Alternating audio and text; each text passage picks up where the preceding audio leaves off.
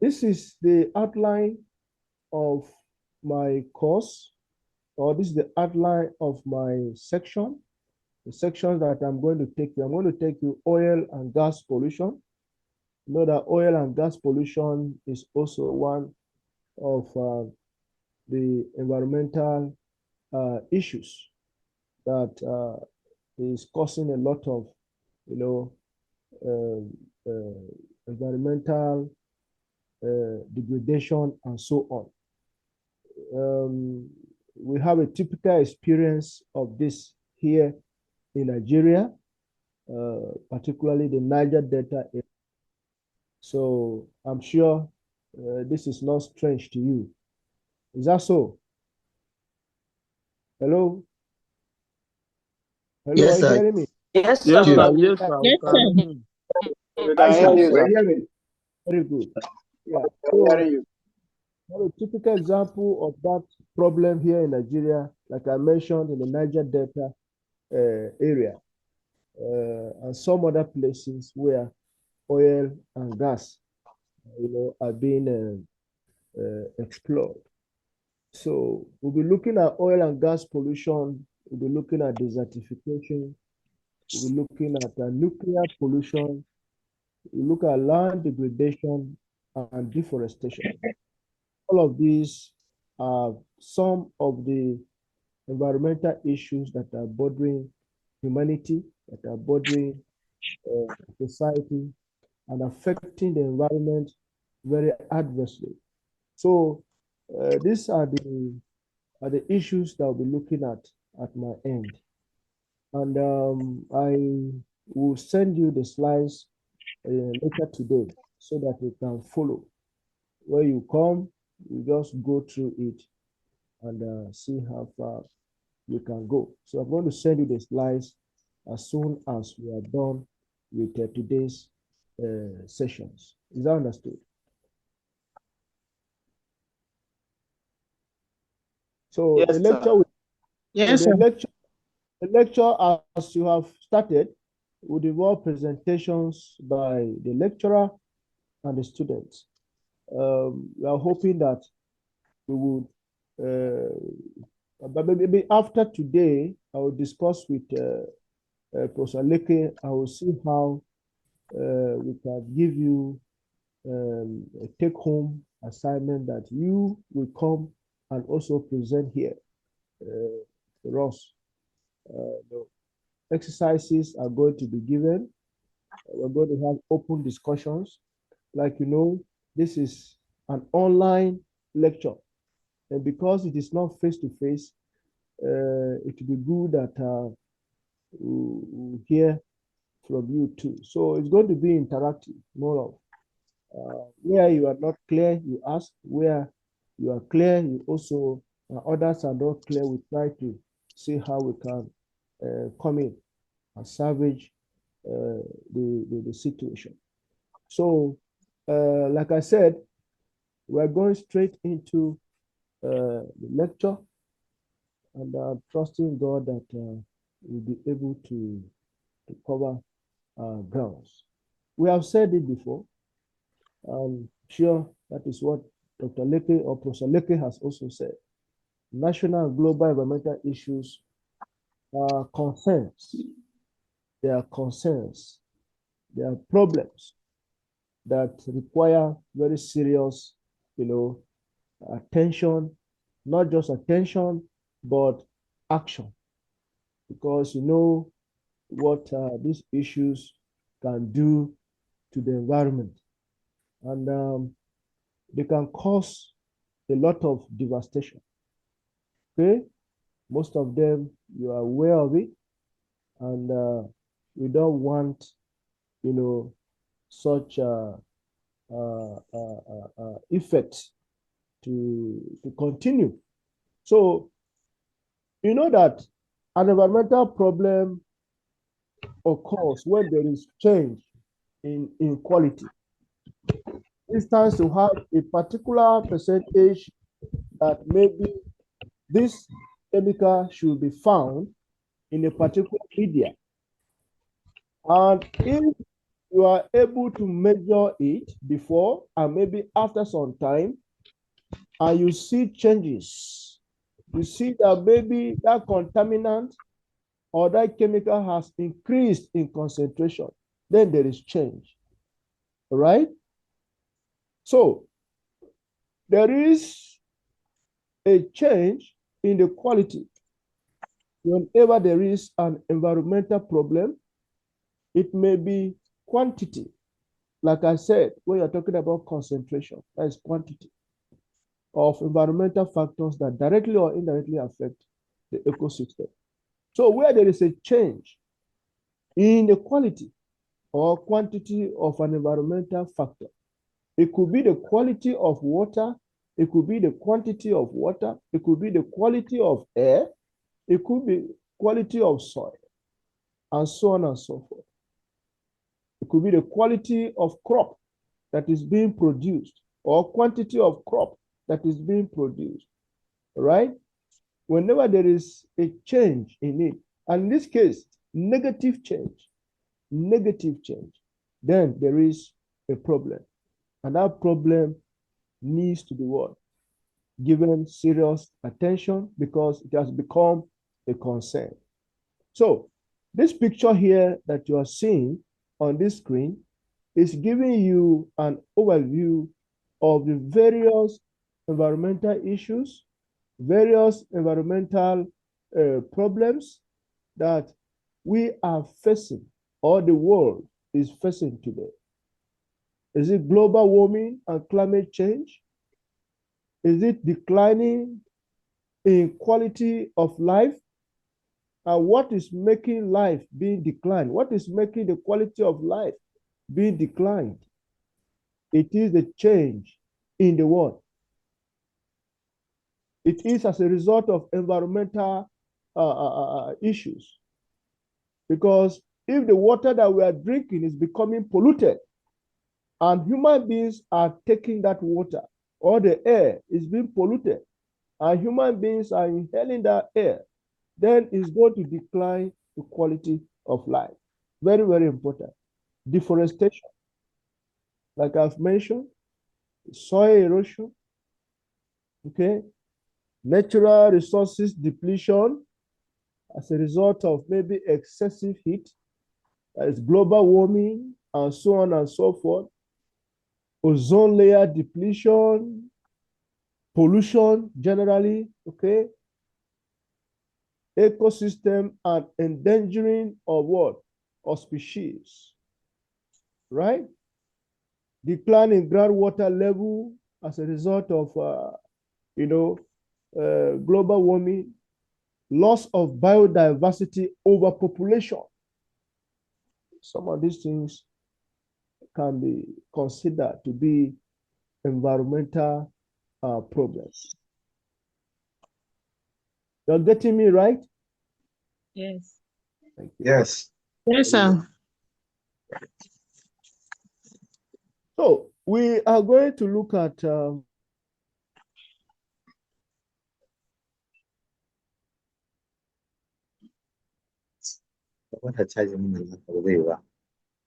gas pollution.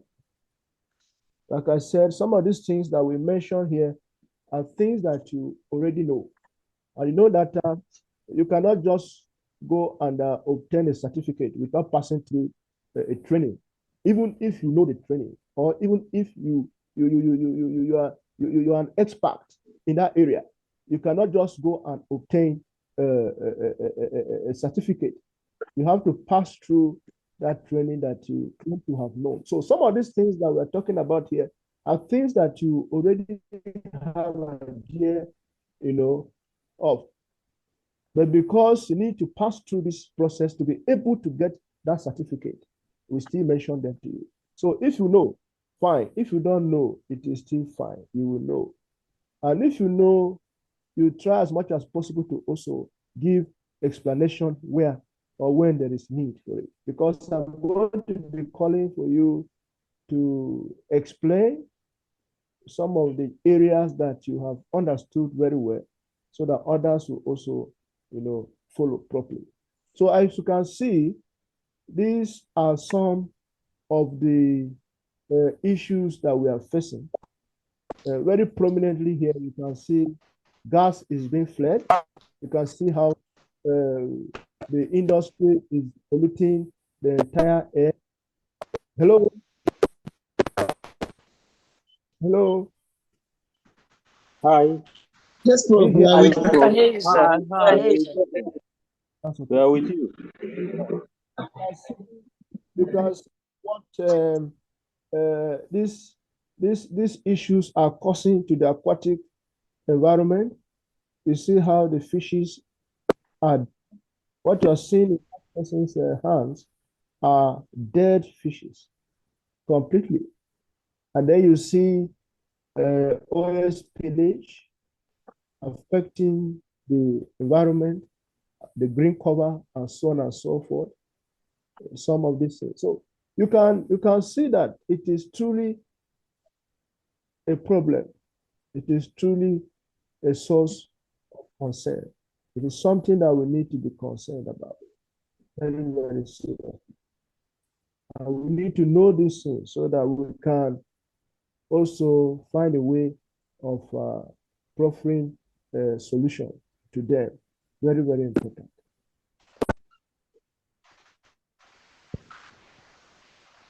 Now, the oil and gas industry, like you know, or you may have known, generates a lot of contaminants, harmful products, generates harmful pollutants as a result of, exploration, as a result of refining, as a result of transportation.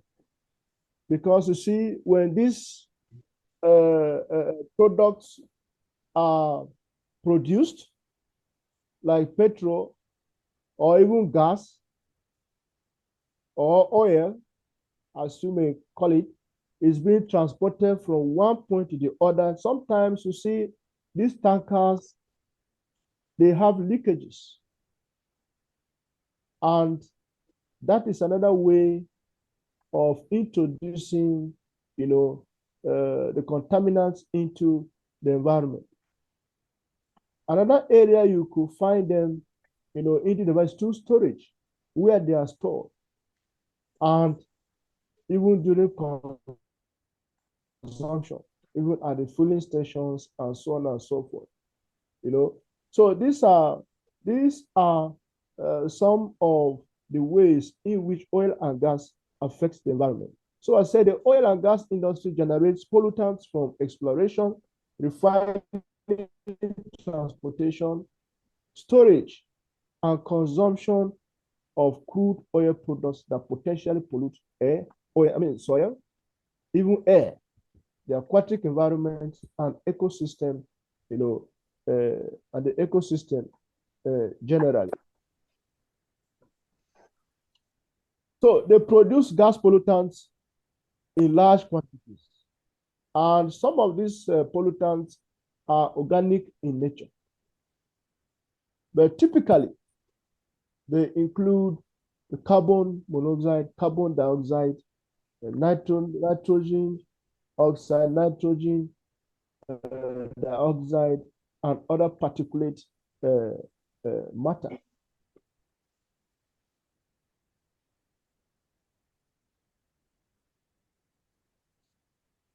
Now, what are the sources of oil and gas pollution?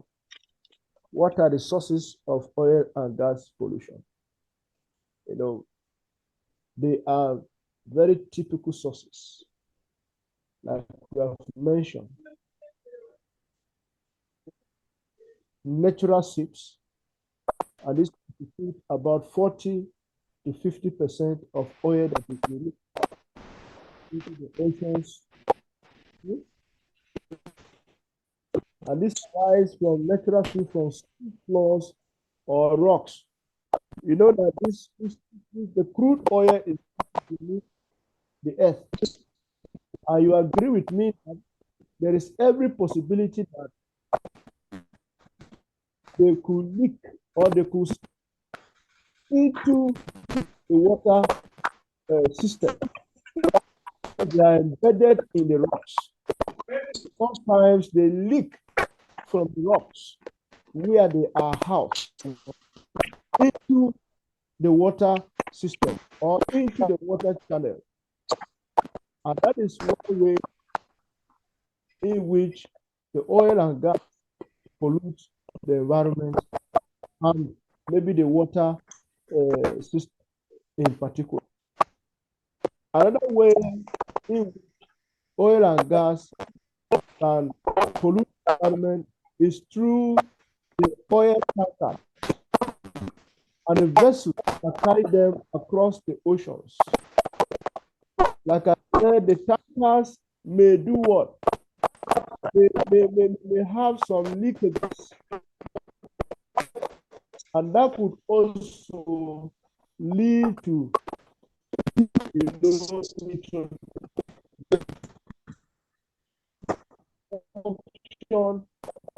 of this product in the environment and so on and so forth. Another source, across nations, across states, across cities, and so on.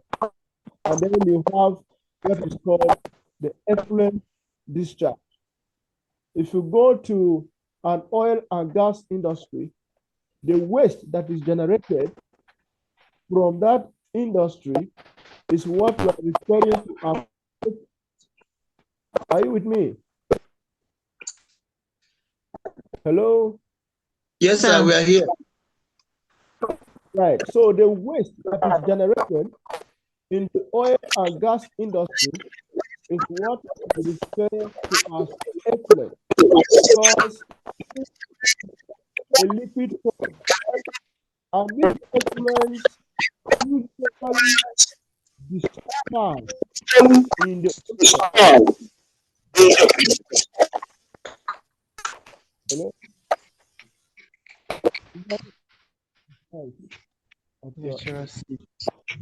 Please, on your voice, can you off your mic? Myself, I should off my mic. No, on my voice. I'm talking to someone else. Okay. So I am explaining what effluent is, because it's not everybody that might know. So I am saying that the liquid waste that is generated in the oil and gas industry, for instance, is what we are referring to here as effluent. And that effluent contains a lot of toxic substances or components. And this effluent is usually discharged in the water body, like oceans, rivers, and so on. Now, this is where the regulatory bodies need to come in to monitor. This is where monitoring is very, very important, because no industry is allowed to discharge effluent in the water body without reducing the pollution load of that effluent. What I mean is that all these industries that discharge effluent in the water bodies are expected to have their own wastewater treatment plant in such a way that when this effluent is generated, they could pass them through the treatment plant and reduce the pollution load. Maybe it could be electrical conductivity. There is a standard in which a particular effluent may have electrical conductivity before it will be discharged into the water. And when this effluent is not treated, or if the pollution load is not reduced before discharging into the water body, you know the result. It will affect the aquatic environment, it will affect the water quality, and so on and so forth. So these are some of the sources in which we can, have oil or experience oil and gas pollution through natural seeps. Natural seeps, you know that the crude, no fossil fuels, these are found in the rocks. They are caged in the rocks, and they could seep naturally or leak naturally, from the what? From the rocks in which they are caged into the water body, oceans, rivers, and so on and so forth. And then the oil tankers carrying the oil or the gas, the vessels that carry them across oceans, the pipelines that carry them, there could be leakages and so on and so forth. And that could introduce that into the environment. And the resultant effect. Then effluent discharge, which I have explained here. And then you have other sources too. Other sources include sabotage, include accidents, because sometimes when this oil or this oil gas is being transported, you discover that these vehicles may involve in accident, and then you experience what is called oil spillage. I know the resultant effect too, where there are accidents, to see how the locals, they come out to scoop oil from the tanker, and sometimes it leads to loss of lives and so on and so forth. Then sabotage, where you have some group of people visibly and physically, breaking the pipes or destroying some of the channels in order to steal oil and so on and so forth.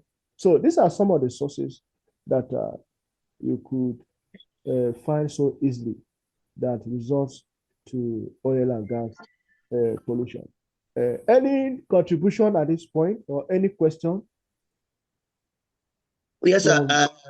When we talk of this place, there's a source that we always overlook. That's Yes. very common in the environment. That's okay. Yeah, our mechanic villages. Yeah. You notice that they pour a lot of engine oil. They already used ones, and you notice that for years, even if they are no longer working in that place, no life can form there because of that sediment that the oil will just make on the soil there. So I think that's a major cause of soil pollution too there. Yeah.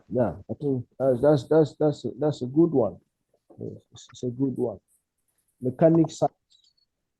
Yes. Yeah. That's right. Automobile workshops and so on and so forth. That's okay. Thank you. Any other contribution or question? No. Right. So, for oil and gas, there are a number of laws and conventions that are governing oil and gas pollution. A number of them. So, I said oil and gas pollution is regulated by customary international laws and international agreements. There are a number of them. And one typical example is that, it's called International Court of Justice. This International Court of Justice passed a judgment around 1928. And that case was between Poland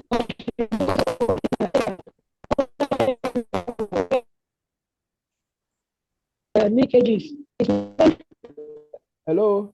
That case That case was between Poland and Germany.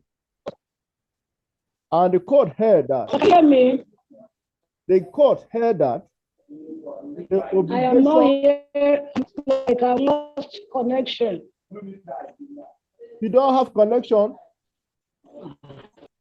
Then it should be your network, not us. Yes, it's your network, not us.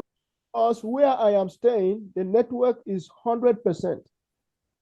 So if you are having issues, I think it's at your end, not at my end.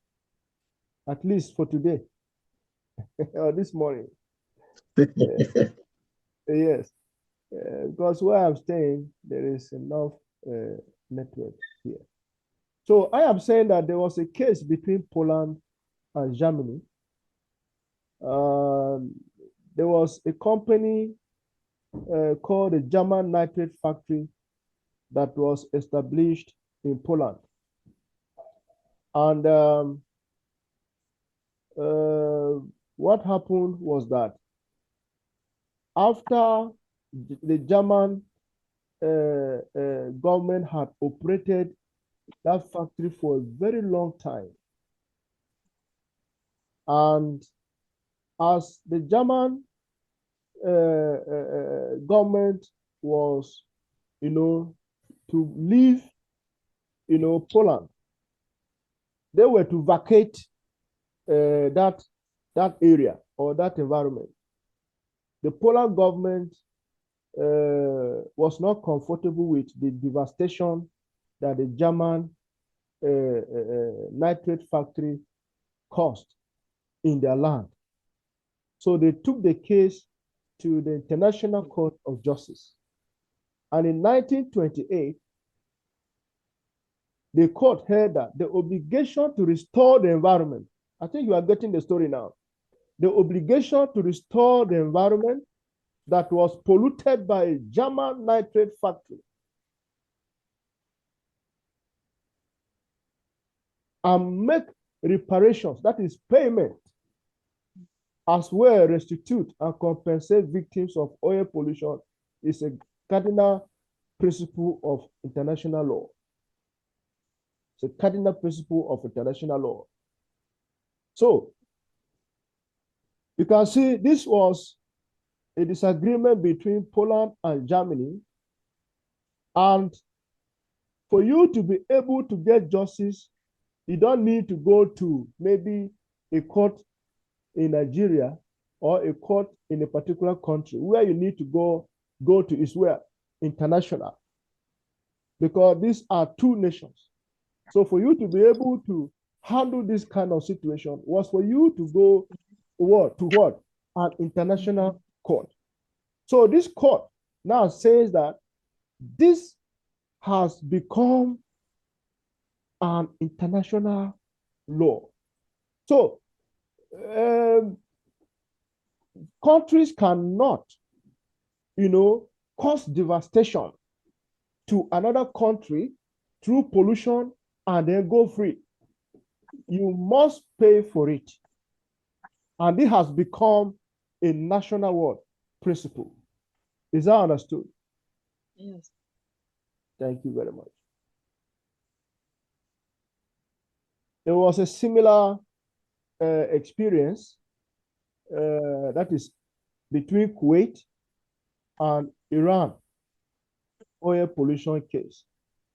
Here, it was the United Nations Compensation Commission panel that held that environmental loss of a country occasioned by the act of another. I think I mentioned that. And that the compensation, the United Nations Compensation Commission panel held that environmental loss of a country occasioned by the act of another country was compensable if it can be shown that the loss was directly due to the other country's action. So another thing is for you to prove that yes, this country has caused, this kind of devastation in your country and so on and so forth. So this has become a national principle. You cannot pollute an environment and then go free. When you pollute, and if it is proven beyond reasonable doubt, then you have to do what? Pay. You have to take care of the loss that is involved, But some of these things, if people are killed, for instance, as a result of the act of a particular people or a particular nation in terms of introducing or causing pollution in that particular area and lives are lost, how can you pay life? It is very difficult. You can't pay life.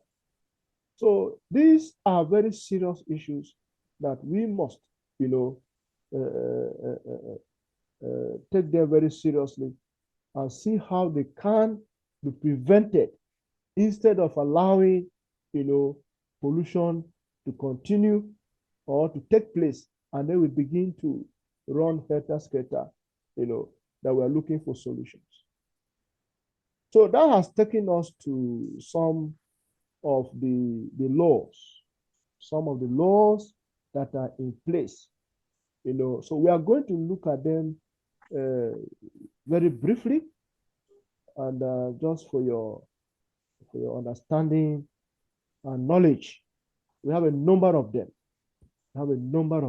So you have what is called the International Convention for the Prevention of Pollution of the Sea by Oil. That is OIPOL. International Convention for the Prevention of Pollution of the Sea by Oil.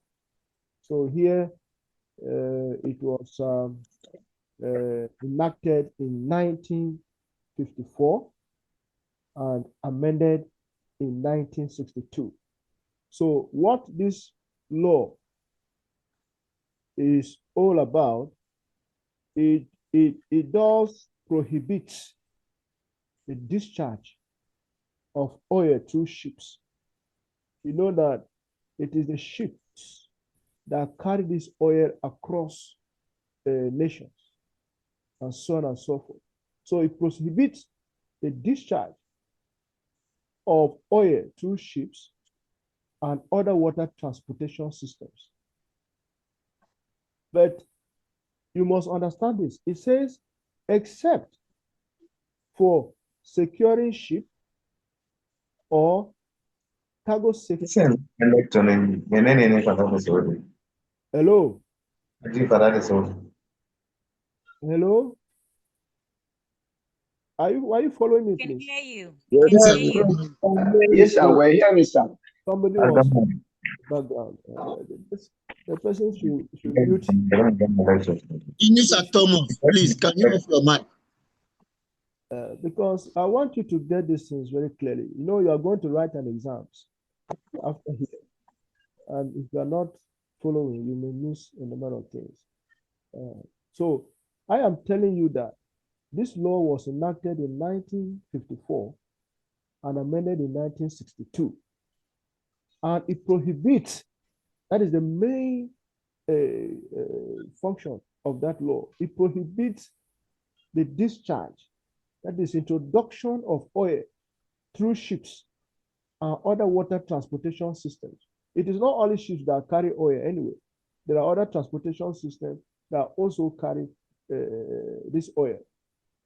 But we are saying that except for securing ship or cargo safety. What do you mean by securing ship? Now, for instance, you have a ship that maybe is about to capsize, or it is prone to an accident if you allow the oil, in the ship. So in this case, you are releasing the oil to save life. You are releasing the oil to save the ship. You are releasing the oil to save maybe accident that may cause if you allow the oil to do what? To remain in the ship. So except for such reasons, then you may not be penalized. Or the company or the industry or the nation that has that cargo or that has that ship will not be penalized. So it says, except for securing ship or cargo safety, saving life at sea, or the escape of oil or mixture of oil as a result of damage due to unavoidable leakage.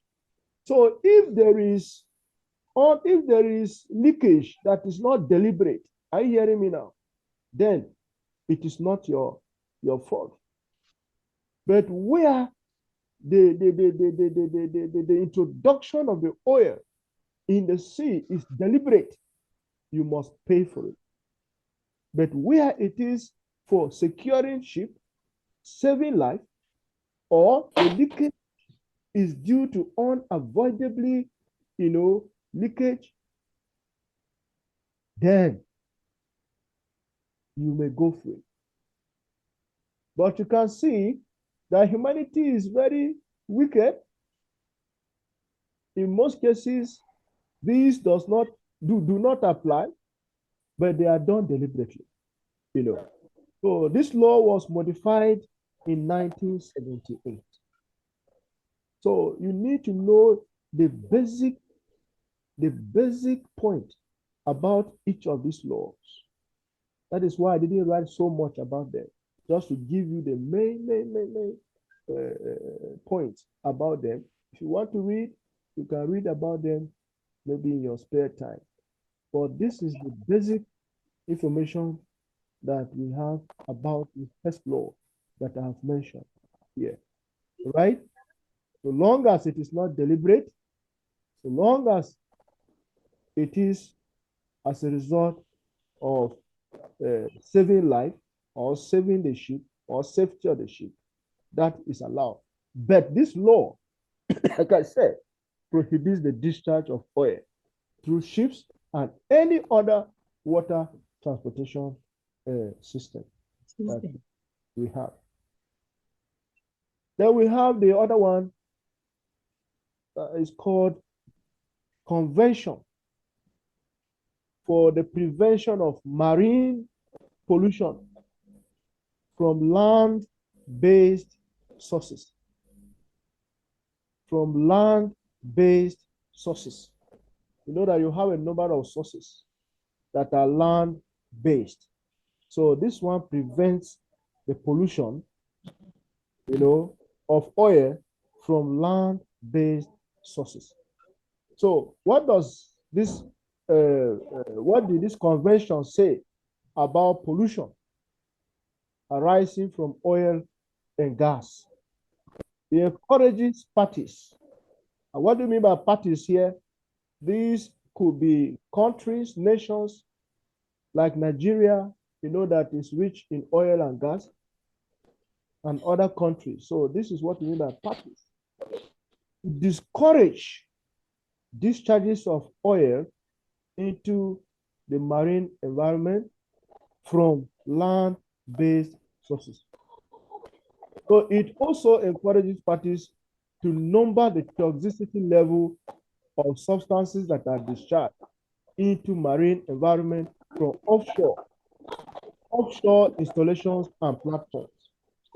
You know that you have some of these refineries that are built on the land and so on. When I say land-based sources, I'm sure you understand what I mean by that. Offshore installations and platforms and so on. All right.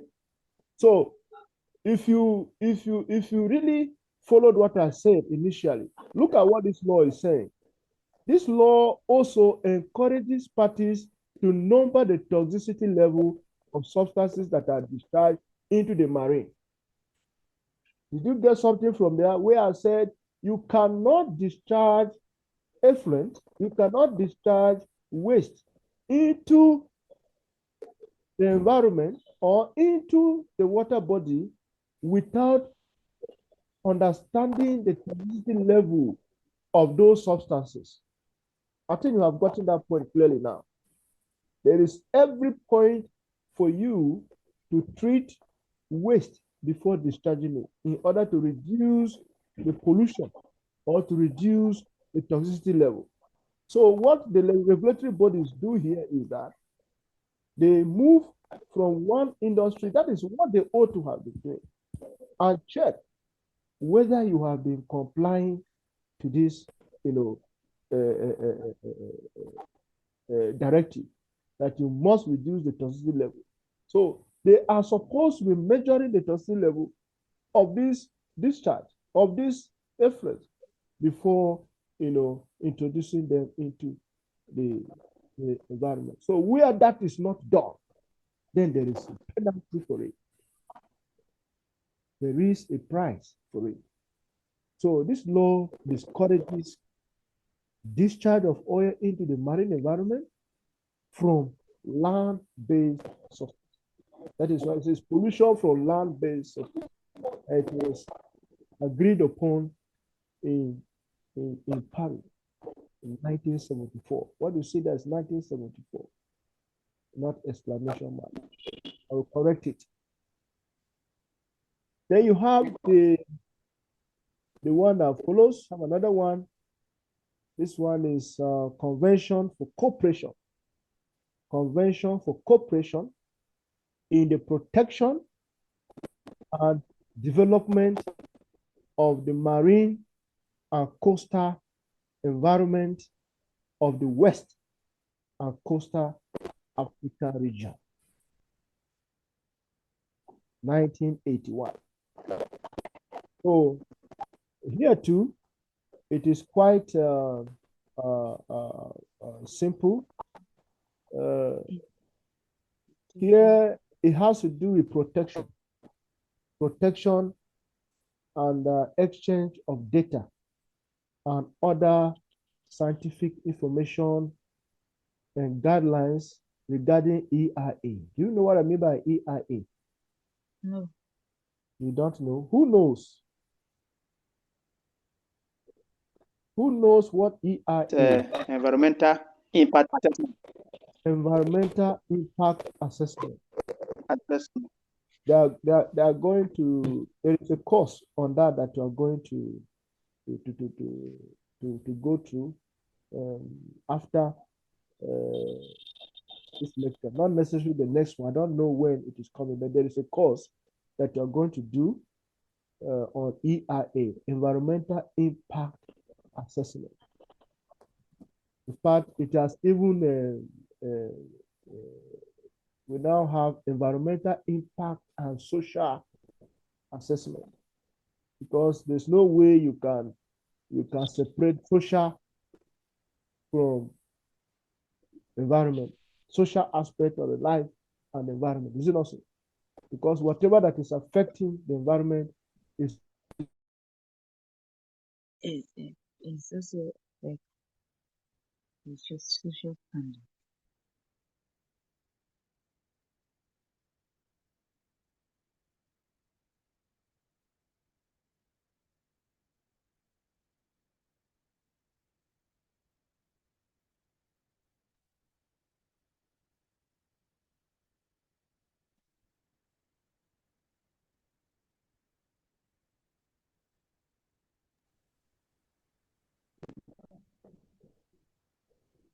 so. Are you still seeing the screen? No, the screen is off. It's Yeah. your No, face. sir. There was a fluctuation. There was a fluctuation. I will share it again.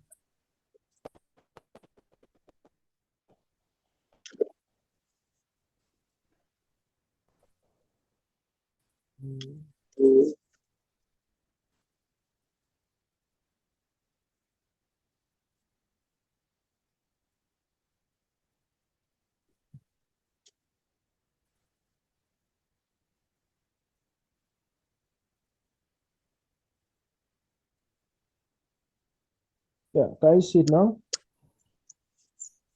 It's Not coming up. Yes, it's Yes, off. we can see, sir. That's right. There was a little fluctuation, and then right. So we're talking about it now regarding environmental impact assessment for the developmental work projects. Now, it is very important that you do EIA or environmental impact assessment. And the World Bank is very, very particular about EIA. In this time around, EISA. But let us stop at EIA. When you are doing EIA, they tell you all the secret about it in your lecture. So it requires that you must do environmental impact assessment for any project that you are citing in a particular area or in a community, kind of, or for developmental projects like road construction, like construction of dams, construction of flyovers, construction of underpass or underpasses, and so on. You know that such projects, though they are developmental projects, they have their own environmental problems. People may need to be displaced, houses may be demolished, all right, and so on and so forth. So how do you address such issues? All of these are addressed if you carry out environmental impact assessment. Environmental impact assessment, it is done before the project commences. Here, you have to look at all the possible ways that you can mitigate some of the problems that may arise while you are doing this. How do you intend to compensate people? Are you going to build a place for those who are going to be displaced? You need to give all these details. Are you going to provide alternative water source for the people if the source of their water, for instance, is going to be affected? So that is what, in a summary form, you can refer to as environmental impact assessment. What is the impact of that project? You assess the impact, you assess the concerns, and so on. And this you don't do alone. You have to involve the people in which these projects are going to be, established in their area. Because there's no way you can sideline them. They are referred to as what? Stakeholders, and so on and so forth. So this law is all about protection, exchange of data and other scientific information, and guidelines regarding environmental impact assessment for their developmental projects. It also establishes rules for compensation. That's what this convention stood for. Here I say compensation for pollution damage in the convention area, well as cooperation in emergencies like spills.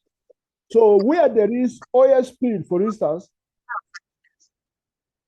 there is that understanding that these nations will come together and see how they can help, alleviate maybe the sufferings, alleviate some of the challenges that are being faced as a result of oil spill in this nation. So it's all about cooperation, coming together to see how they can, help themselves and prevent, pollution of oil and gas, in the coastal or in the marine and coastal areas, but this is for Africa in particular, African region, So I think that has also been explained. Hello? Hi. Are you with me? Yes, sir. Yes, sir. And you are following, right? Very well. Thank you. We do, sir. Right. Then you have the International Convention on Civil Liability for Oil Pollution Damage. It is also known as Civil Liability Convention. It was tagged Civil Liability Convention. Somebody is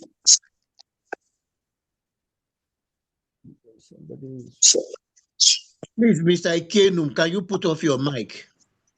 Sorry, sir. I beg. Help me tell them, oh, help me tell them, I beg.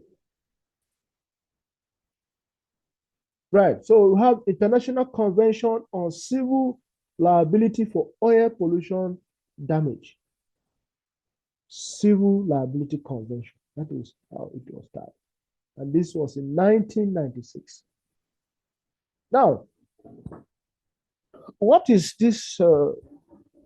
What is the main point that this convention drives at? Let me begin by saying that you know that individuals also own ships that carry oil. You agree with me? Individuals, companies, governments, nations, they own ships that carry oil across the sea. And whoever that has a ship is referred to as what? Owner of the ship. So here, it says clearly that a ship owner shall be liable for any pollution damage that is caused by the ship that either the nation or the government or the individual or the company owns, unless you are able to show that the pollution that arose as a result of your ship carrying the oil was caused by war. If it is in the case of war, if it is in the case of hostility, if it's in the case of civil war, if it is in the case of insurrection or natural disaster. Did you hear that? Except for these reasons. If it is because of war, you don't have control over war. If it is because of hostilities, like we used to have in Niger Delta, or civil war, or insurgency, or natural disaster, warships are state-owned ships used for non-commercial purposes are excluded from the application of the convention. All right? Warships and state-owned ships are excluded. But it must be ships that are used for non-commercial purposes. If it is a ship that is used for non-commercial purposes, fine. If it is a warship, fine, are excluded from the application of the convention. However, ships that are owned by government and are used for commercial purposes are within the force of this convention. So, does not target oil pollution from facilities other than ships. So, any pollution that is not coming from ships, it is not part of this convention. It's not covered by this convention. It is only pollution that is coming from a ship that is under this convention. So the summary of this is that ship owners are liable for any, except where the damage or the pollution is caused as a result of what? War, hostilities, civil war, insurgency, and other natural disasters. But like I said, warships, because and state-owned ships, so long as they are not used for commercial purposes, they are excluded from this. But so long as they are used for commercial purposes, they are bound by this convention. So any pollution that does not arise from ship is not covered under this convention. Is that understood too? Hello? Yes, sir. We are following. Yes, Thank you. sir. Thank you. Thank you. Right. So we'll try and round up on the laws. There are a number of them, but they are simple to understand. Then you have International Convention for the establishment of an international fund. International fund, compensation for oil, international fund for compensation for oil pollution damage. Oil pollution damage. Okay, fine. Somebody is saying yes, sir. When you see a message, you need to attend to it. Very important. So this one is for fund. It's just like there is a fund where you have an issue, you go to the fund. If your request is genuine, they see how they can come to your aid, something like that. So the fund seeks to compensate people who have been unable to receive adequate compensation under the Civil Liability Convention, or the Civil Liability Convention. So, if, for instance, there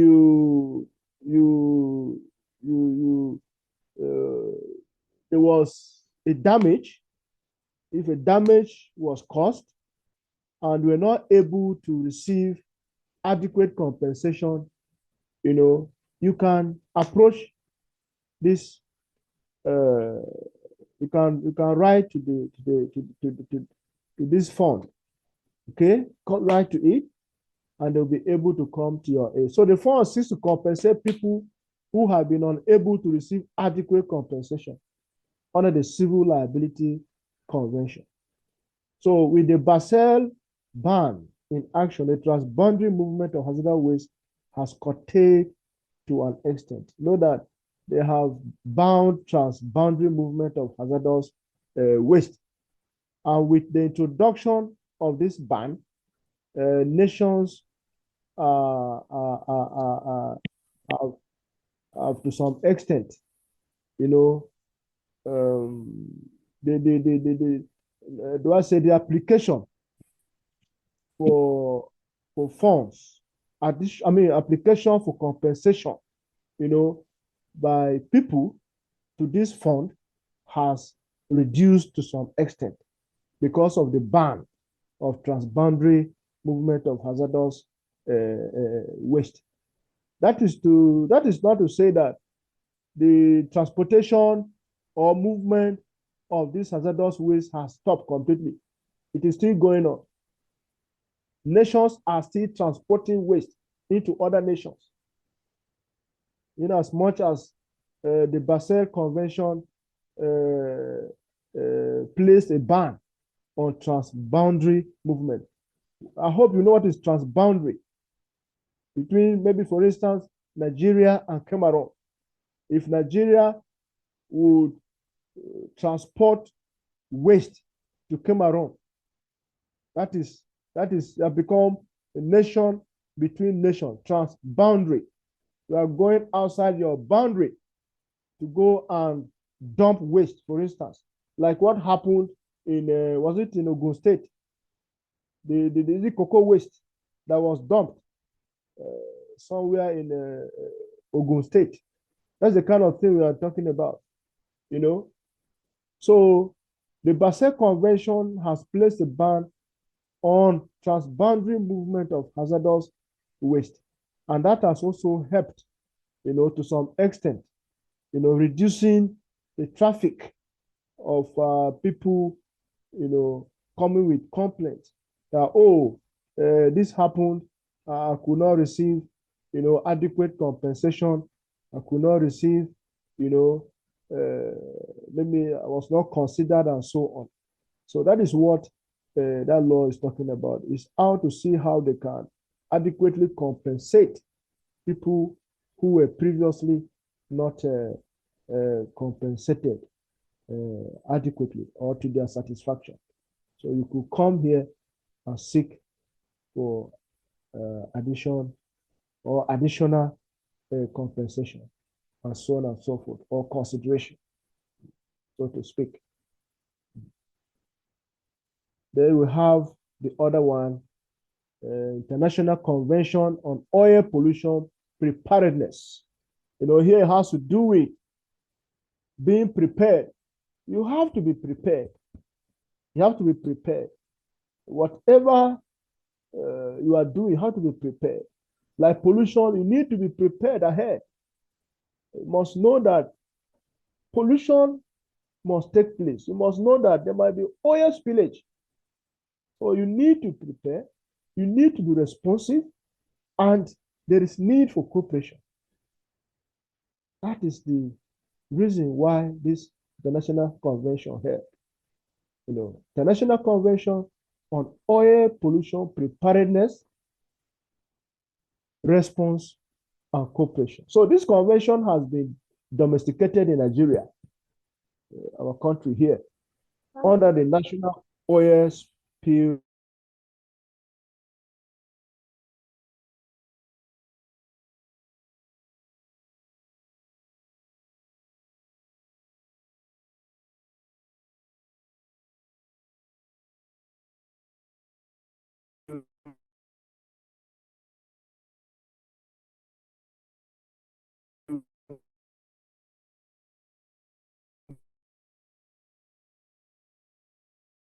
of, yeah, every ship on the guidelines and so on and so forth, right?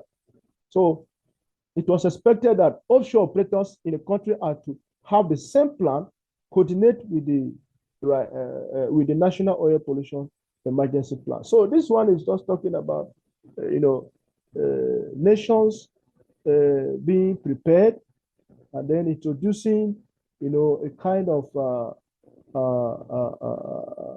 machineries, or putting machineries in place that could detect oil spillage early enough before it could, go out of hand and begin to affect the environment adversely. Then you have the United Nations Framework Convention on Climate Change. You know that one of the problems we are facing, one of the problems humanity is facing is what? Is climate change. And this climate change is as a result of what? Global warming. Okay? And there are some gases that are called greenhouse gases. These are the gases that are responsible for global warming. And global warming is a product of climate change, or climate change is a product of global warming, right? So major objects, the major object of this convention was, or is to prevent gas pollution. Gas pollution, especially that which arises from the emission, like gas flaring. When gas is flared, what is being flared are carbon, emissions, not just carbon emissions, a number of them, a mixture of gases. And these are gases that lead to global warming. And global warming leads to what? Climate change. So this one is to prevent gas pollution. So member countries are expected to periodically publish their national inventory of anthropogenic emissions. What do you mean by anthropogenic emissions? Emissions that arise due to human activity. Yeah, human activity, or activity of man. Exactly. Flaring of gas is as a result of human activities, also. Yes, sir. Yeah, by sources in order to evaluate the effectiveness. So now it is expected that, okay, let's say NNPC, or maybe a particular oil company, the gas you are flaring, are you collecting it so that you can refine it, recycle it into something that is better? Or how much of the carbon dioxide or carbon monoxide or nitrogen dioxide that you are introducing into the atmosphere? You need to have these records. That is what this convention was all about. We need to have these records. If we see that you are producing a lot of carbon materials or carbon compounds or gases that would lead to climate change or that will lead to global warming, then that company has to be called to order. I think there was a time that Nigeria was working towards, eliminating gas flaring. They gave a lot of years. This year, there should be no gas flaring. The gas that is flared can be used to producing other important chemicals. But I think that technology is not has not been invented yet. I don't know, but that is what we call petrochemical products. You are getting a chemical from where? From a chemical, petrochemical. So there is every need to minimize pollution, or gas pollution in particular. So this law is to prevent gas pollution that arises from the emission of carbon dioxide and other gases. So member countries are expected to periodically publish their national inventory of anthropogenic emission by sources in order to evaluate the effectiveness of measures and policies put in place to minimize such emissions. And financial provisions are made under the global. If you look at that, it's global, it's not global. Global environmental facility created by the World Bank. So here, the World Bank has created this global environmental facility to help, see how nations can minimize the emission of some of these gases. Because there are some nations that do not have the financial muscle to do that. So they could come to where? The global environmental facility that is created by the World Bank to get some financial assistance to, address their gas pollution issues. So.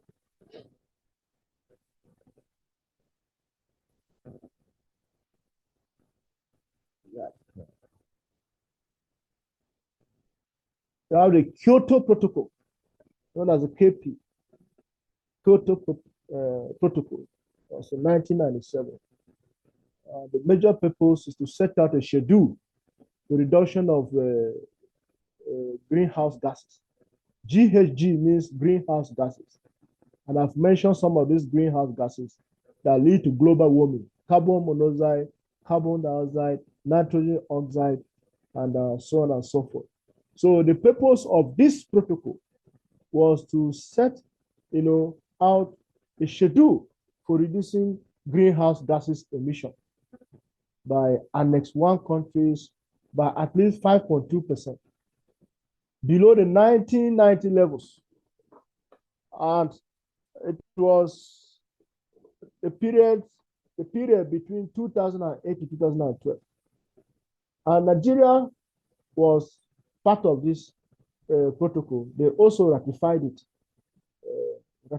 in 2004. But, Nigeria, how has Nigeria fared with it? The failure to face out gas flaring since it became a stated objective is a source of concern now. Because there's no way you can do that if you allow gas flaring to take place. So that is where in the oil industry and gas industry, that is the major contribution of these gases. That's the major source of these greenhouse gases through gas flaring, right? So it's a concern now. I know that America is the biggest culprit. Up to now, it has refused to ratify that convention because they know that they are the biggest culprit. They will not obey it. So these are some of the challenges that we are having. We have a lot of laws, but to enforce them is another problem. The challenge. We'll go for conventions, we'll set targets, but will not meet the targets. And sometimes other countries will not accept to cooperate. Then it becomes a big problem. So the Kyoto Protocol was set out to set a time, and that time was between 2.8 and 2.12. That by that time, there should be a reduction of introduction or emission of these greenhouse gases, by 5.2%. But you can check. I don't know. You can also check too. Even the countries that ratified this protocol, how far have they gone with it? Many have abandoned the whole thing. So it's a problem. But that is what that protocol was meant for. You see that a particular percentage of these gases being emitted into, the environment is minimized. Then we have a number of them here in Nigeria. Petroleum Act, okay? How the Petroleum Act, cover legislation for oil and gas activities in Nigeria, establish provisions for public safety and environmental protection, and so on and so forth. You have the Environmental Impact Assessment Act, where before any project is carried out, it has to do what? An EA must be conducted. That's what the Environmental Impact Assessment Act is all about. Then you have the National Oil Spill Detection and Response Agency. I think these ones are local. I think they're under local. I think oil and gas pollution in Nigeria. Some of the laws. Overview of key legislations controlling oil and gas pollution in Nigeria. So we have a number of them in Nigeria. What we looked at before, the global, and this one is the national legislation in Nigeria here. These are some of the laws or regulations that we have, or legislations that we have. The Petroleum Act, Environmental Impact Assessment, the National Oil Spill Detection and Response, which I said Nigeria had already, keyed into, when we're discussing this thing. So this one, National Oil Spill Detection and Response Agency, is responsible for oil spill detection, response, and cleanup efforts. So where there is oil spillage, it is the responsibility to clean up, to clean up quickly, in order to avoid, escalation of the effects and so on. It also imposes penalties. So this one you can read them out. Oil and pipeline regulation. This one is Nigeria. You have the Federal Environmental Protection Agency. You have the National Environmental Standards and Regulation, NESRA. I'm sure some of you are here who are working with NESRA. You will know better. Is that so? Do we have NESRA staff here? Do we have NESRA staff? Hello? Hello? I don't. Yes. Any, We have some of you who are working with NESRA here. That's National Environmental Standards Regulations Enforcement Agency. Yes. Yeah. Okay, that's fine. So, Mm. so we have oil in navigable waters. This is Nigeria. Flare gas regulation, 2018. Prohibit routine flaring and venting of natural gas. But which facility in Nigeria that's not flaring gas? They will have the regulation here. It was enacted in 2018. So the routine flaring and venting of natural gas facility require permit holders to capture. They are to be capturing, and commercializing that gas that is being flared in order to prevent environmental pollution. But I don't think any of these industries are capturing, the gas that is being flared, recycling or conversion into other important materials or chemicals. Yeah. On that note, we'll conclude on the laws and regulations. If you have any question, you can ask me. If not, I'm having hello? something for you. Thank you.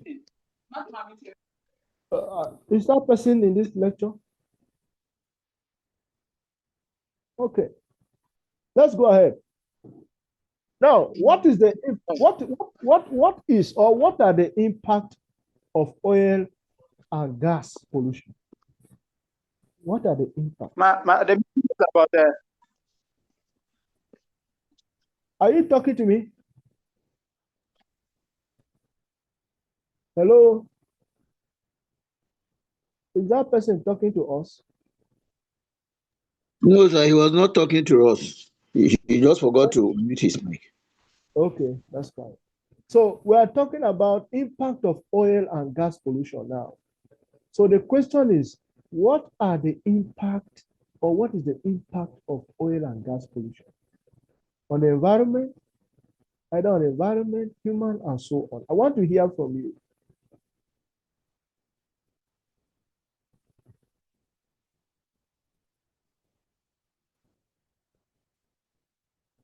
Because I said the combined effect of oil.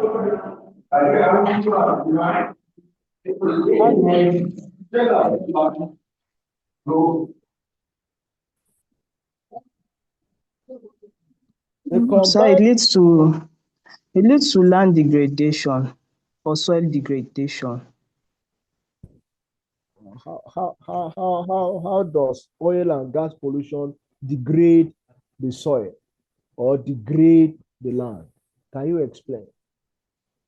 Okay, it prevents the soil from taking in air, which makes it not suitable for agricultural practices. That's okay. Yes, sir. That sounds good. Any other one? Yes, sir. My name is Nanda Steven. Okay. It causes loss of aquatic life. During oil spillage, if the oil spills on the water, the aquatic life will not have access to oxygen to breathe very well. So loss of aquatic life. Okay.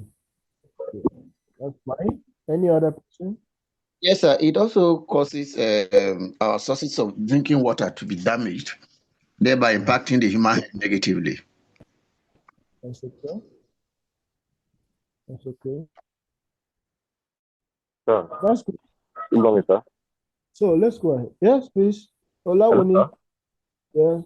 Yes, sir. Please, I want to ask a question, sir. My own question, sir. Yes, ask please. I want to that if this oil spillage, if there is oil spillage on water, and these species that stay in water, this aquatic animal that stay in water, if they consume all this water that has been contaminated by the oil and gas from the oil and gas, and eventually maybe determine the teach this same animal and for human consumption and the consuming, can it have any, is there any impact or any effect it has on human health? Yes. Yes. Why not? If somebody beats your child, for instance, are you not affected? Yes, sir. If somebody beats your child, are you not affected? Okay, sir. Okay, sir. You'll Yes, be sir. affected also. So yes, when the animals that are in the water body taking these contaminants and the humans feed on them, definitely is going to affect. But the most important thing is how much of it is present. How much of it? If it is in a concentration that can cause damage, yes. But if it is not in the level that it can cause damage, then you may not feel it. But with time, there is what is called accumulation. We will keep accumulating to a point where it will become, a big problem to the human health. Okay, sir. Thank you very much.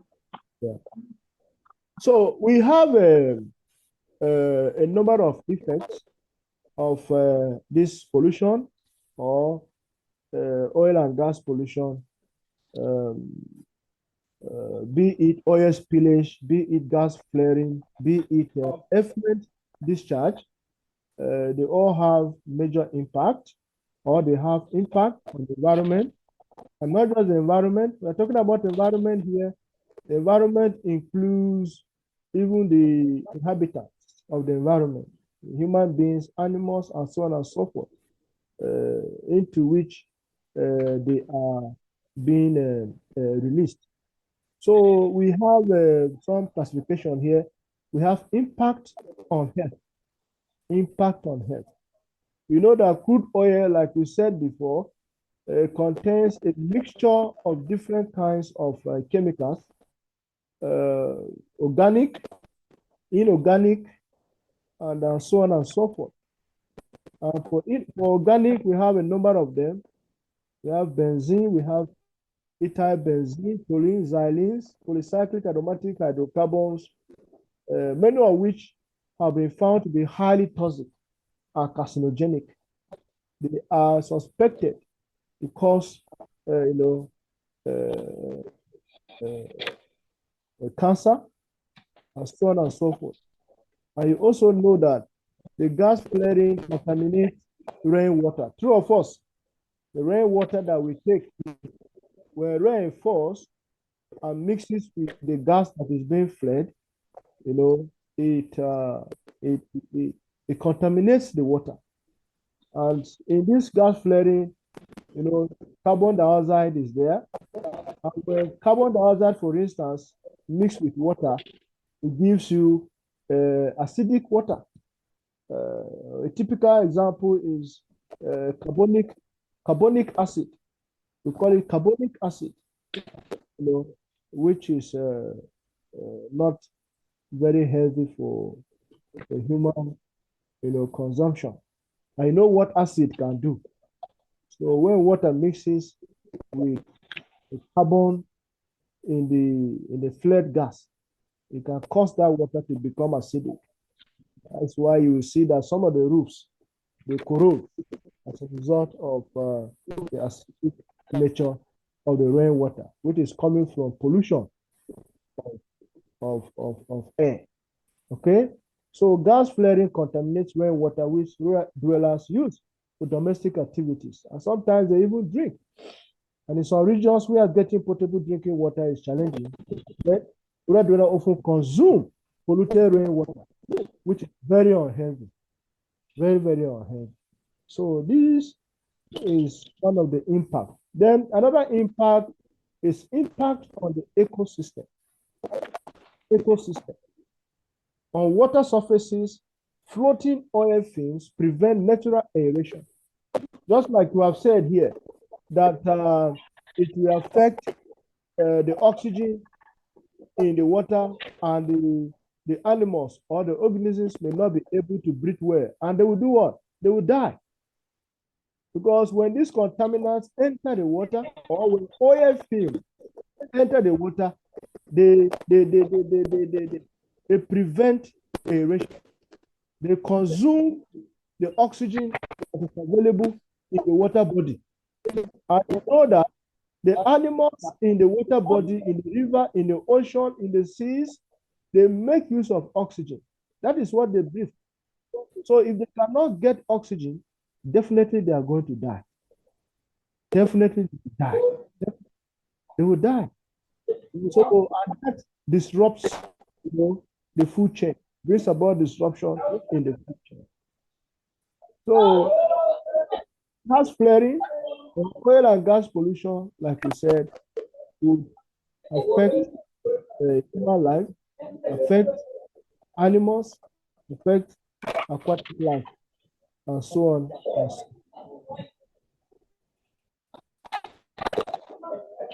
So you have impact on climate change.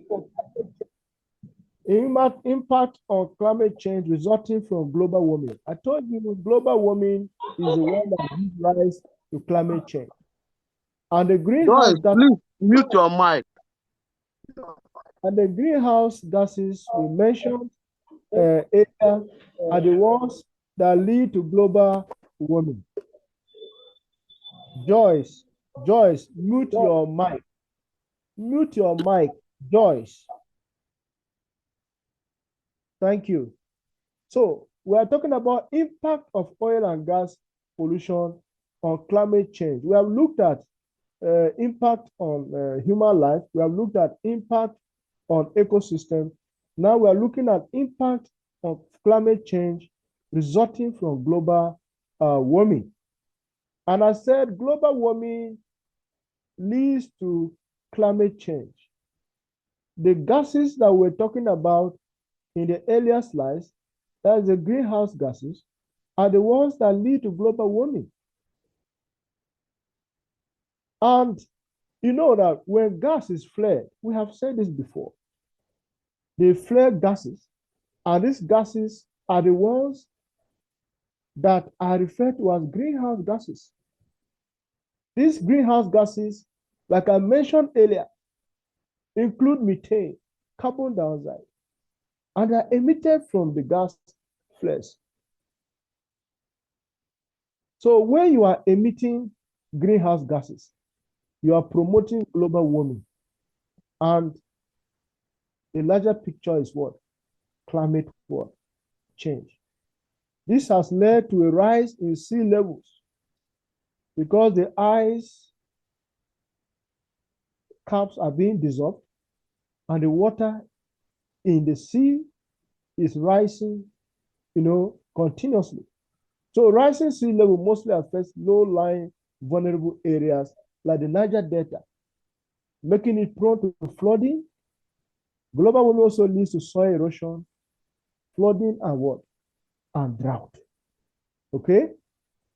Because where there is global warming, you know that a lot of heat is involved. And where you have a lot of heat, what happens? Drought is possible. What is drought? Drought, I think, has to do with dryness of the soil, kind of. Absence of water, removal of water, and so on and so forth. And you have impact on infrastructure. Infrastructure here, the buildings that we have, the roofs that we have, these are infrastructure. I mentioned before, I said oil and gas activity, especially gas flaring, has resulted in acid rain. I told you that there are gases in the world, that are where gases, where you have when gas flaring releases a number of gases, and these gases include methane, carbon dioxide. And when these gases mix with water, with rain, for instance, now, it results in what? Acid rain, which affects buildings and infrastructure. And I told you that the roofs, sometimes they become polluted. That's why you see them looking red or brownish. It's as a result of acid rain. So roofs of buildings in gas flaring communities have been seriously corroded by acid rain caused by gas flaring. So these are some of the impact this thing has. Impact on the economy is another point. Impact on the economy. Oil and gas pollution, particularly OSPs and gas flaring, can have significant negative economic consequences because you need money. You need money here. If there is gas flaring, there is need for evacuation of people. That involves money, involves time, involves energy. Sometimes there is need for remediation. Sometimes there is need for cleanup. I'm sure. I think there was a contract that was given during Buhari that the Ogoni land be remediated or they should be cleaned up. I don't know how far that has gone, but it's capital intensive. So it can have some negative economic consequences, impacting various sectors like agriculture, fisheries, and tourism. People may not be able to go for tourism in places where there is gas flaring, places where there is oil spillage, and so on and so forth. and that will affect the revenue, intergenerated revenue of that community or that of government generally. So this impact also reduce crop yields. So where you have drought, where you have excessive heat, you may not be able to crop. You may not be able to cultivate your crops. There's loss of aquatic life. Some people, they live on fishing. And where the fishes are dead, it will affect the economic life. And disruption of tourist activities, like we said, leading to income losses and overall economic challenges, and so on and so forth. So it's very important that we know this. That is why we are doing this training. We are doing this training to remind ourselves of the adverse effect of, environmental degradation, environmental pollution, and so on and so forth. That we'll be aware of it. If we are not, if we are aware, we are encouraged the more to see how we can prevent instead of promoting it. Because at our own level, we can do something. We can do something at our own level, not necessarily waiting for government to, to do it in your house, in your home, in your office. Play your role, play your part, as little as it is. It will tell on the environment. So how do we handle issues, or how do we prevent oil and gas pollution? How do we discourage it? These are some of the things that we are looking at now. How do we discourage it? How do we discourage it? How do we discourage it? Please, I want to hear from you now. How do we discourage it? We are just 20 minutes to end the morning session. I want to hear from you. How do we discourage oil and gas pollution in our locality? I may ask you this in the exam. How do you discourage oil and gas pollution in your locality, for instance?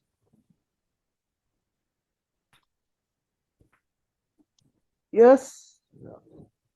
Proper maintenance of our pipeline. Hello, good morning, sir. Yeah, morning. Okay, sir. To me, I see we can discourage it through adequate training and education of the people on the negative impact of this oil and gas pollutants. Okay. Training of who? The people in the environment, sir. I mean the people that are into oil and gas sector, and even we that are using it. Just like from the beginning, they made mention of those people working at the mechanics. Yes. So some of them, they discharge this engine oil without knowing the impact that it will bring on the environment. So if we are able to give them adequate training, if we are able to create awareness to the people involved, then we know the impact and be able to utilize it without really bringing a lot of negative effects on the environment, sir. That's okay. That's all right. Any other question? Any other contribution or point? Hello? Hello?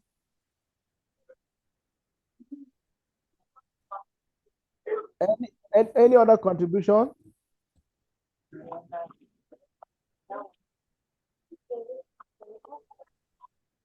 Hello. Yes. They don't go. Yes.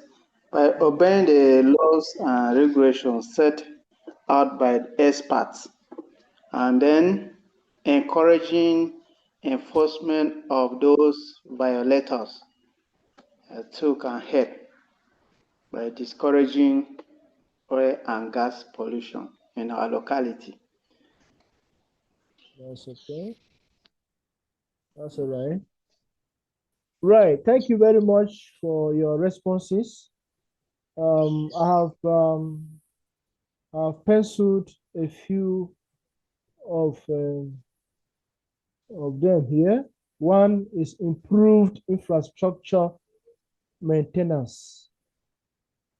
You know, there is every need for continuous, sustained maintenance of infrastructure, you know, as it concerns oil and gas industry. You cannot have pipelines that are not maintained for years and expect that you will not experience oil spillage or oil leak or oil leakage. You know, so there is every need to maintain the pipelines and other infrastructure that are used in the oil and gas industry so that it can prevent spills and so on. Because oil spillage is a major source. It's a major source. And then another one we need to look at is to adopt environmental friendly technologies.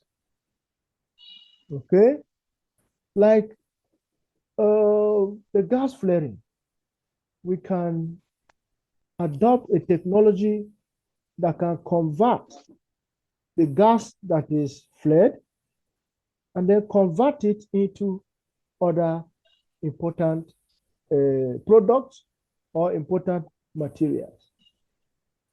Right? It could be heat. The heat that comes from it can be harnessed and then, you know, channeled back into the industry. Right? Something like that. Or it can be converted into other products that can be used for human, you know, development. So stronger regulations are also, you know, suggested, as well as enforcement. We can't have laws, we can't have regulations, and then we cannot enforce them. You know, the laws are good, but enforcement is always a problem. Take example, like America, which is the greatest culprit of some of these, you know, issues, would not sign any treaty that is trying to see how, you know, pollution can be prevented. It is not good. It's not good. But who are we? The almighty America, the almighty Trump. You know.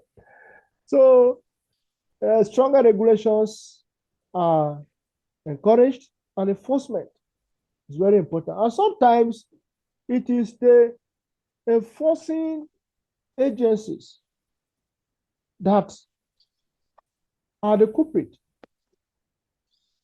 because of the way they handle issues. If someone does something and they go there, instead of doing their job, instead of enforcing that they do the right thing, they result in what? Collecting bribe. And they turn their eyes away from the issue. And the problem persists. So this is so bad. And then another one is corporate social responsibility. Oil companies should invest in sustainable projects and provide support to affected communities. It is so disheartening when you look at communities where oil spillage, you know, has taken place, and you see that the companies seem not to be concerned. It is not good. So one of the ways of doing this is for them to to establish projects that are sustainable and support people. International collaboration is very important. Like some of the conventions, very, very important. The nations need to come together and cooperate and see how this issue can be, addressed. Thank you very much. That is the final note on oil and gas pollution. By the grace of God, we will be looking at desertification. I don't know whether we can take that now or we'll take that in the.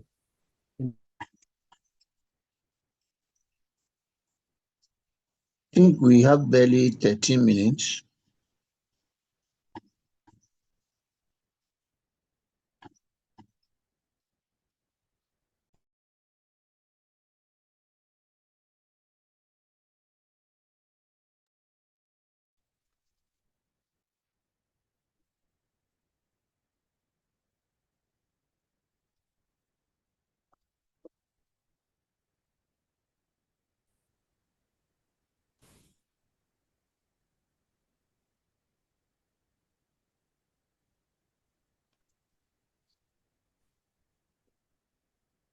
Hello?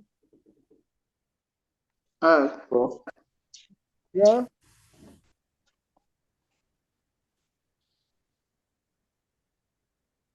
Yes, sir, we are ready. Yeah, I'm waiting for you. Any question, any contribution, additional contribution or remarks about what we have done so far?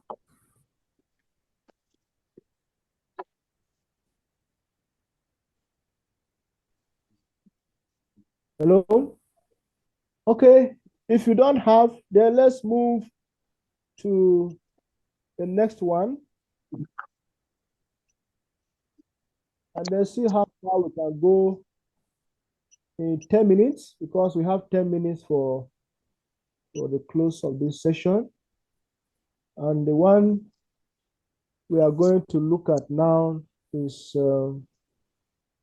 desertification. And I want to ask you, what is desertification? What is desertification?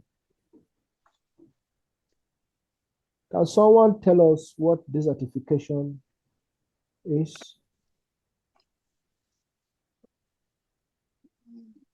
Particularly those of you who live in the far north, or those of you who have experience of desertification, how can you explain desertification, or what do you understand by desertification? Hello? Hi. Yeah, then Yes, as the picture implies, I think it's a place where you have not seen my picture. You have not seen my picture. Assume you have not seen picture. Tell me what desertification is. If you want to talk about picture, bring your picture. okay, so sorry. The desert is a place where we have plain lands with no grasses, no green grasses there. Any crop find difficult to grow because of lack of available water and Very well. soil organism that make the grass comfortable for growth. So such cases are mostly found in north, where the environment is very hot, and we have insufficient rainfall. So That is my understanding with the term desert. Okay, that's okay. That's okay. I think you have made he has made a good point, isn't it also? The bottom line Yes. land, a vast area without vegetation. And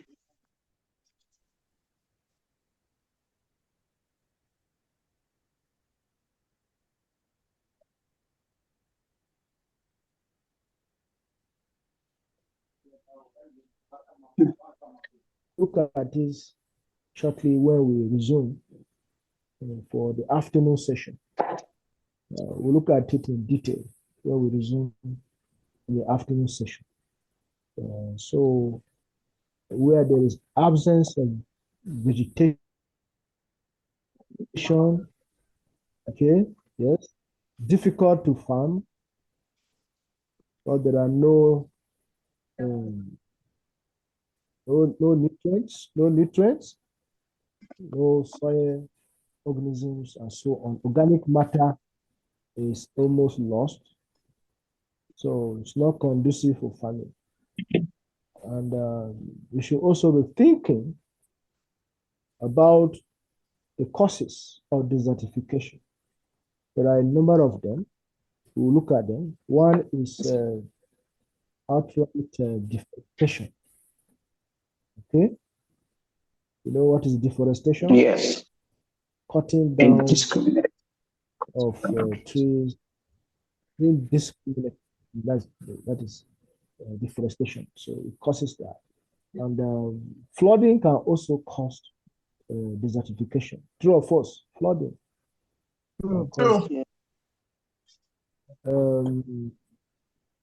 What other ones can you think of?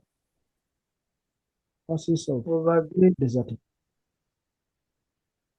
Inappropriate agricultural practices.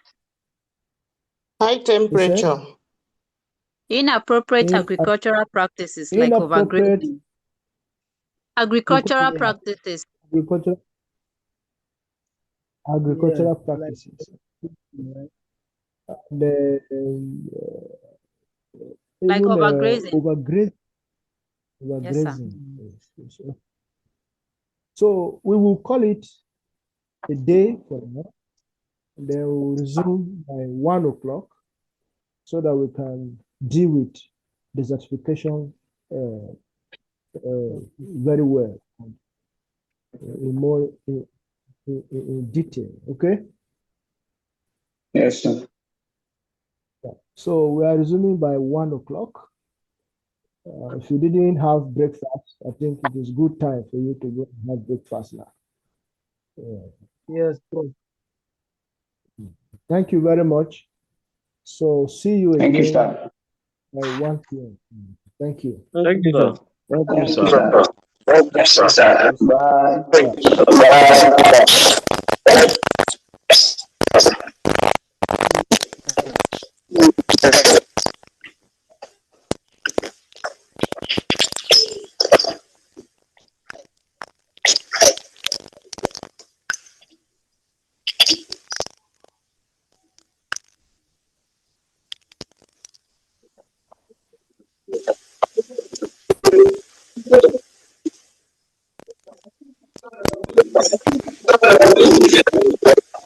Morning, everybody in the house too.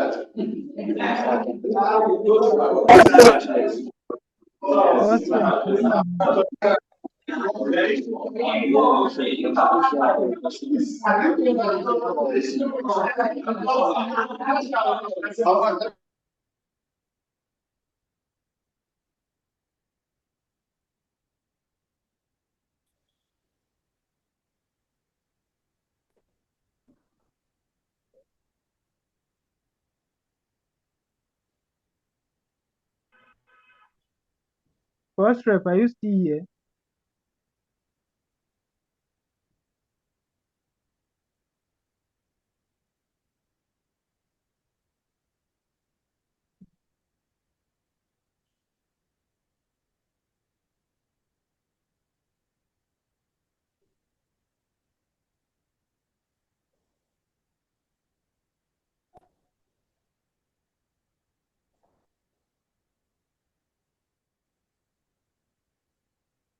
Okay, ma'am, de ma'am no fe zanzana. Sangula ka ya nene.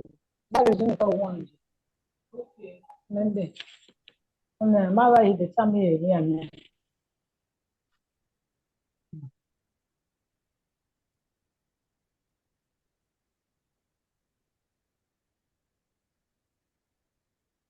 First rep, are you with us here again? Hello.